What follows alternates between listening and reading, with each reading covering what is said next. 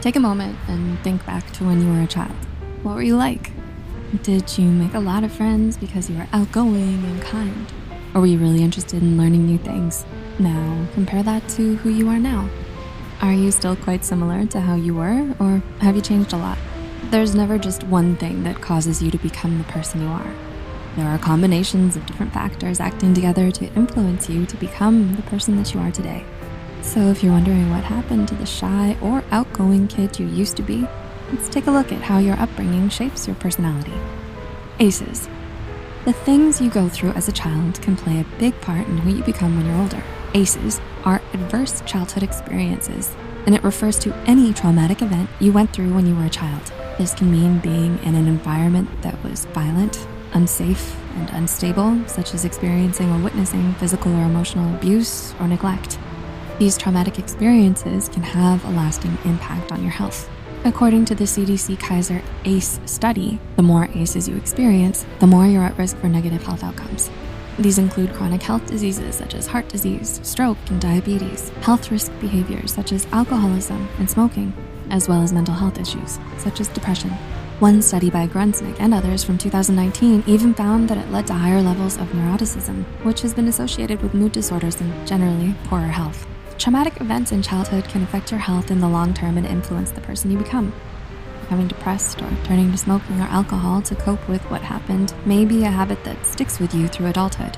So if this is something that you're struggling with, remember that with help and support, you can overcome the challenges that you faced in childhood and alleviate the risks and effects that it has on you. Family structure. Another factor in your upbringing that may have influenced the person you've become is the family structure you grew up with. Certain types of households are more at risk and vulnerable to life shocks and unexpected challenges. According to Gingerbread and Step Change, a UK debt charity, single-parent households are more likely to face debt problems due to not having enough income, financial challenges from divorce, and economic abuse by a partner. These struggles not only lead to physical and mental exhaustion for many parents, but also mental health issues such as anxiety and depression. This in turn affects the stability and support they provide for the children involved. As a kid, you don't understand why your parents are always away for work, why there's not always food on the table, or why they might lash out when frustrated.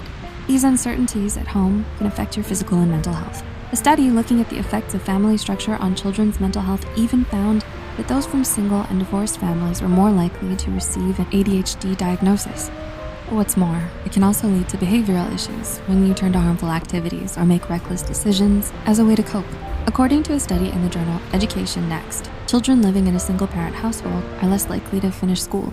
Of course, not all single-parent households are unstable, but they are more vulnerable to sudden changes and disruptions. So if you grew up in an unstable household where you rarely had the support you needed, it may have had a lasting effect on your emotional and mental well-being. Social learning theory. When talking about our childhood, we must mention the importance of the people who took care of us.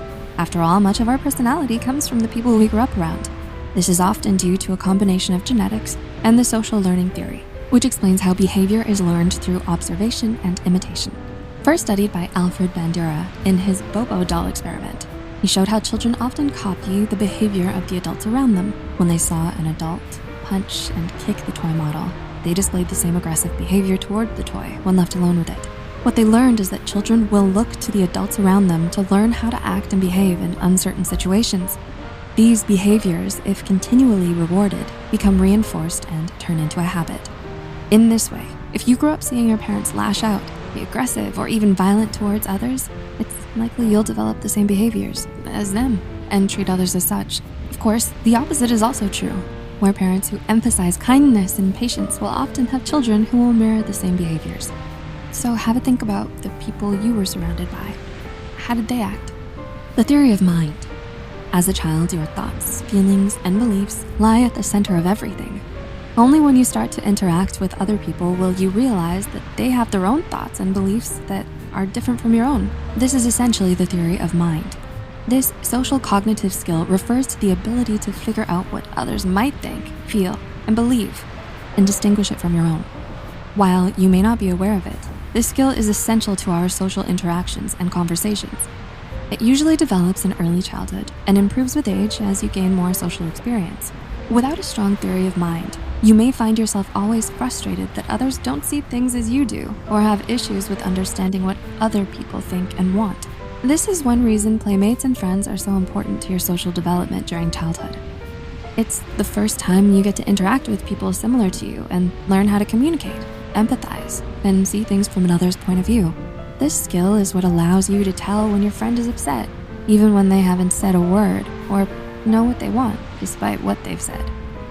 How different would you say you've become? Have any of these factors influenced the person you are? Let us know in the comments below. Be sure to like, subscribe, and share this video with those who might benefit from it. And don't forget to hit the notification bell icon to get notified whenever Psych2Go posts a new video. The references and studies used in this video are added in the description below. Thanks for watching, and see you in the next one.